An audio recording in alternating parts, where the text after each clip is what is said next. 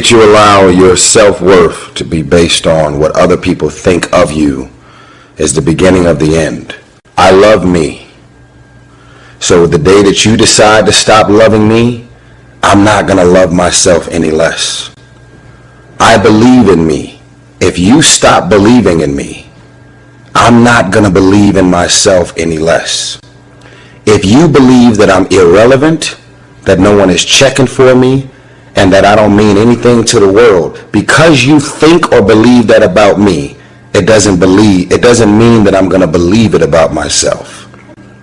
See, the day that you start living your life according to everybody else's opinion is the beginning of the end. Most of y'all, and it's fucked up, I see it every day, all day, most of you guys don't actually know your self-worth. You don't know your self-value. So you're like a vulnerable little child and you're shaking. And it's like, everybody loves me this week, so I love me this week. Next week, it drops. So now you're running around insecure, feeling self-conscious, and not loving yourself, sad and depressed, based on the feedback, the responses, and the energy that the rest of the world is giving you. See, life is cyclic. You're not, whatever experience you're having right now, it has not come to stay. It has come to pass. Not to stay, just to pass. It's just going through. The biggest challenge is to know what's happening. This is a part of this thing we call life. This too shall pass. And maintaining perspective, putting it in perspective. Forgiveness is not for the other person. Forgiveness is you. See, your unwillingness to forgive another person is like you sipping the poison, waiting on them to die. You can't sip the poison of unforgiveness and expect them to die. Forgiveness is for you. Something else I heard somebody say. You can't drive your car looking in the rearview mirror. You can't. If you keep looking in the rearview mirror, you're going to keep crashing your car. There's a reason why the rearview mirror is this big and the windshield is this big. That's a reason for it. Because all the rearview mirror does is allows you to see what you've passed and to prevent what you've passed from coming up on you again. That's all the rearview mirror is for. The windshield is your future. It's where you're going. It's where you're headed. I hope you all picked up this today. And think about that, how that affects your life. If you got someone who you feel has wronged you and you carrying that, that's like a cancer. And all it's doing is eating away at you. Do you know how many people I've had to forgive that have never asked me for forgiveness? You know how many people I just let go so I could just go where God had for me? Because I just ain't have no more time to spend no more time thinking about that. Let that be a lesson to you. You know what my father told me a long time ago? He said, son, when a fool is talking, listen very carefully. Because listening to a fool is important. Because knowing what not to do is just as important as knowing what to do. Look, man, if you got something that's been bothering you in your life, get past it. You are who you've been looking for. So stop looking for more unless you're looking in a mirror, because it's about time for you to see clearly that you are who you've been looking for. And that empty feeling you got, that hole in your chest, you only got that feeling because you think you're not blessed with everything you need. You see, we live in a consumerist society, which means they need you to buy stuff. And the easiest way to sell it is to tell you you're not enough. Buy this car, you'll get girls. Buy this bra, you'll get guys. And we're seeing it so much that we start believing these lies. But the truth is, the makeup they're selling to make you feel prettier is the same makeup you buy to stop feeling shittier about this lie they keep telling you that you are not enough.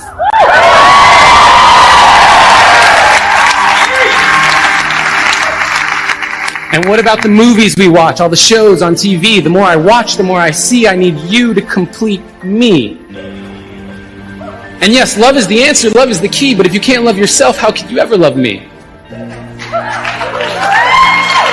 And loving yourself, what does that even mean? Like massages and selfies and that sort of thing? Because the more I think about it, the more it feels weird. I've always been taught that self-love was something to be feared.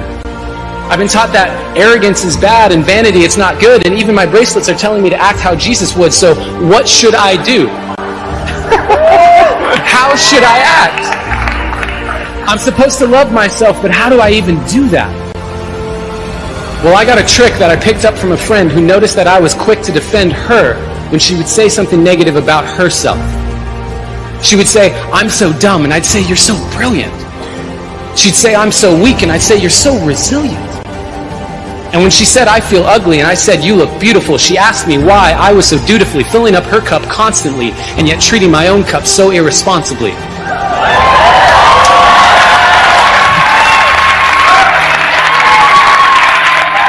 Because when I looked in the mirror, my voice was quite clear. You're ugly, you're too thin, your hairline's receding, you got a pimple on your chin. And that was when she gave me a piece of advice that changed my life. She gave me a hug. And she said, "Treat yourself like someone you loved." Treat yourself like someone you loved. Now, I had been standing, but I needed to be sitting because I couldn't believe that I had been letting myself keep forgetting that I was who I'd been looking for.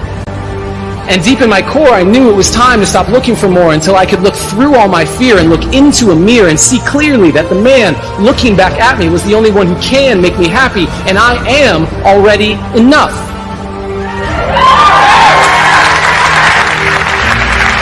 And I am not any more special or unique than you. That is why I'm here to speak to you. You are already enough. And when you start to see that, you will start to be that. Your world will get brighter, your load will get lighter, and you can see that with life, you can be a lover, not a fighter. And that life, you deserve it. Because you are worth it. And there is no point in letting yourself keep forgetting, because no matter what you say or do, you are perfect. And so today, I hope I leave you with a direction correction away from the flaws you see in your reflection. They aren't flaws to me, they are simply protection against all the doubts you have of your perfection. So start today. Take a good, long look in the mirror and say, "I am who I've been looking for." I was doing a training at a college, and it was a 2-day training during orientation. And in the training that I provide, I'm a motivational speaker, but I conduct processes in personal dynamics where people begin to go through changes that stimulate the right and left hemisphere of the brain, enable them to see themselves differently. I conducted this particular simulation with these young kids, 17 and 18 years of age, so that they would begin to see how they make decisions, or how they would survive in this particular simulation process we gave them. We had them to do it individually and then collectively. Over 30% of them wrote down as their first option, in order to survive, they would commit suicide. First thing they wrote down. Suicide among young people has increased 300%. Over 5,000 will successfully take their lives this year. Why? Why do they do that? I said, I was so shocked. I said, what do you mean? Well, at least we would not suffer. And then they had the nerve to write down all of the other things they were going to do after they committed suicide. I said, listen, Kadumbo. No, when you come up with a permanent solution for a temporary problem, that's it. Game's over. That's it. You're not going to do anything. Anybody wrote suicide at the top, you can put your pencil down. See, a lot of us, because of our limited vision of ourselves, a lot of us who begin to focus on problems and enable them to overwhelm us, we begin to think that we have no options. We begin to believe that there's no way out. Repeat after me, there's always a way. Where there's a will, there's a way. Shake somebody's hand on your right and left and say, I'm unstoppable. Giving up the hope that the past could be any different.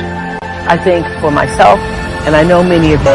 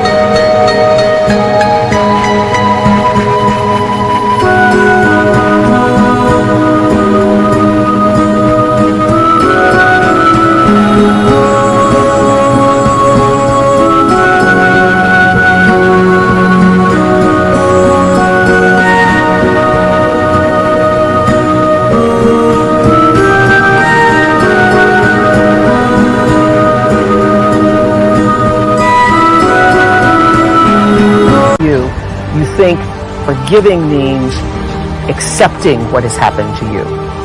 Well, it is accepting that it has happened to you. Not accepting that it was okay for it to happen. It is accepting that it has happened, and now what do I do about it? Forgiving is giving up the hope, not holding on, hoping, wishing that it could have been any other way than it actually was. Giving up the hope that the past could be any different. And when I got that, I think it took me to the next level of being a better person, because I don't hold grudges for anything or any situation, and neither should you.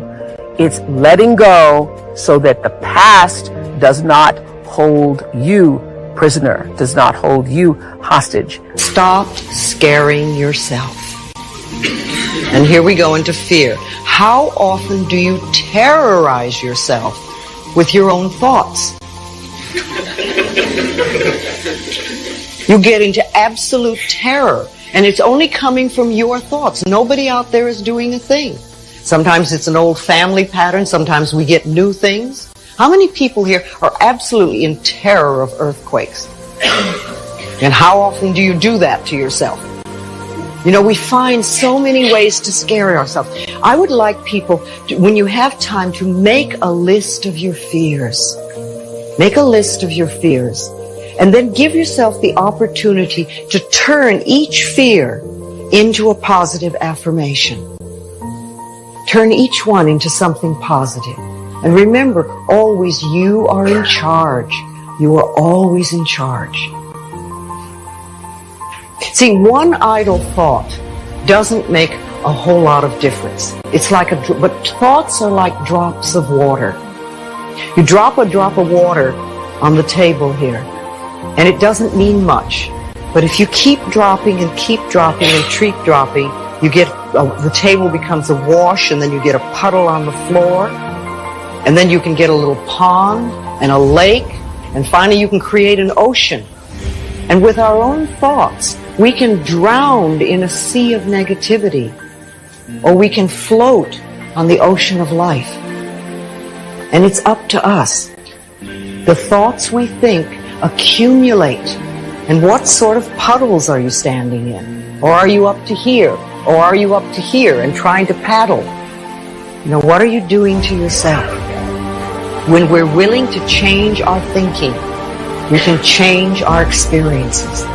And it doesn't matter if you've got a big puddle of negative thoughts. You know, you can move over here and create a puddle of mindfulness, positive thoughts. You can make changes, always. So you want to turn those fear thoughts into positive affirmations. Let them work for you. You've got to make those kind of declarations to yourself. I'm unstoppable. This will not get me down. And if I get knocked down, I'm going to be like Leo Pascal. You said you're going to have some low moments in life, but when you do, you will have high lows. When you work on yourself. What are some of those things that you can do during this period of time? Go for walks. Do some things for you. Just go for a stroll so you can engage in some reflective thinking on life, on yourself, looking and enjoying the universe.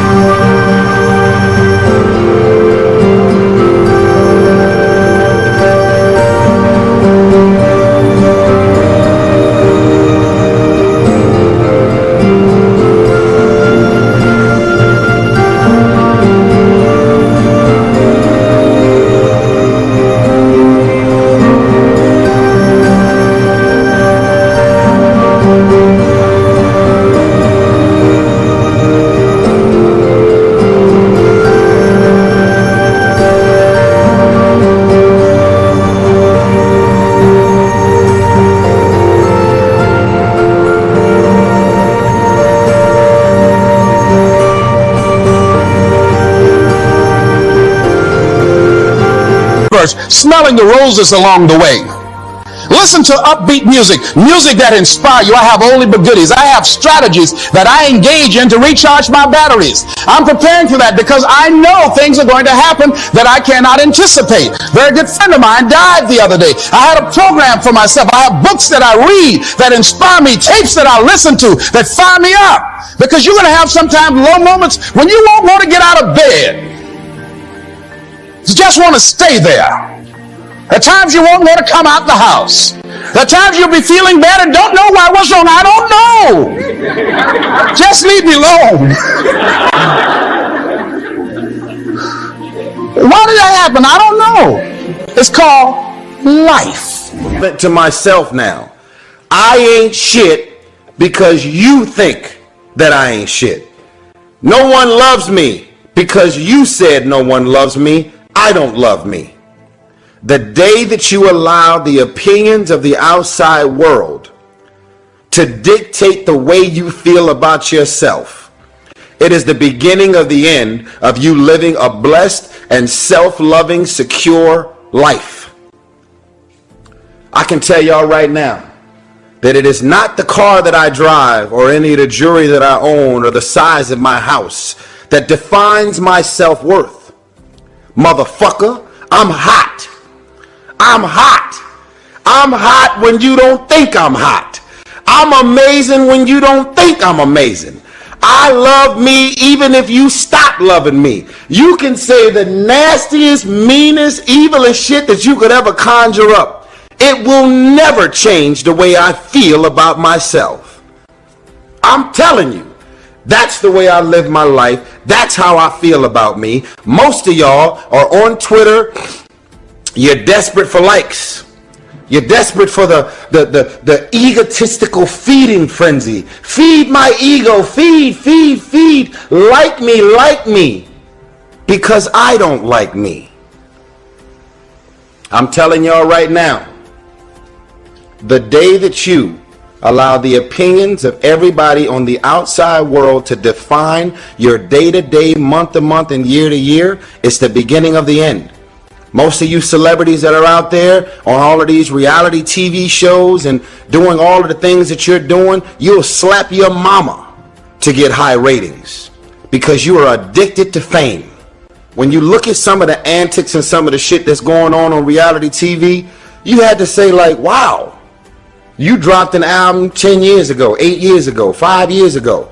Ain't nobody checking for you. You go to a club, you outside waiting because ain't nobody letting you in. You are going crazy on the inside because it feels like nobody in the world is checking for you anymore. The world has convinced you that you're irrelevant. So now you believe that you're irrelevant. So how do you become more relevant? You decide to get on TV, do some rant, get into a fight, and just do something that's going to create some type of press and media for yourself. So that you're now on people's radar, so that they're talking and thinking about you. And in your mind, it's like an orgasm. You're like, yeah, they're talking about me again. Yes, I'm relevant. I'm on people's radars. Yes, look at me. I'm on all of the blogs and the websites again. Yes. Fame is an addiction. Love yourself. Believe in yourself. Love yourself. Believe in yourself. Independent of the validation of the world. Have opinions and feelings about yourself. Independent of the feedback. Why you got to have somebody calling you beautiful every day in order for you to feel beautiful? Do you believe that you're beautiful? Or do you only believe you're beautiful when other people say that you're beautiful? I'm just asking. Self-love is the cure to self-hate. If you make it to the end of this video, I want you to write, self-love is the cure to self-hate. These are the type of qualities that I'm going and have been instilling in my daughter. There is no man that you could ever meet, Shayla, that can make you feel more amazing than what you're supposed to feel about yourself. Nobody wants to be alone. But if you show up empty, as an empty shell, and you're expecting this man to fulfill you and fill you up with all of the love that doesn't exist, you're going to be fucked up. Because as soon as he leaves, you're depleted, you're empty, and you have nothing left for yourself again. Never rely or depend on anybody to fulfill your heart. And if you don't believe in the Lord Jesus Christ, you better get to know him, because that's also a part of the process of self-love. You are supposed to love yourself independent of any feedback, comments, likes, shares, and any of all of this other social media shit. Some of y'all are social media whores. What does that mean? I ain't shit until people on my timeline tell me that I'm the shit. I love me independent of anything that anybody could ever say. Has nothing to do with being arrogant or egotistical. It's just a matter of knowing and being aware of self-worth. I love you. If you make it to the end of this video, I want you to write, self-love is the cure to self-hate. Self-love is the cure to self-hate.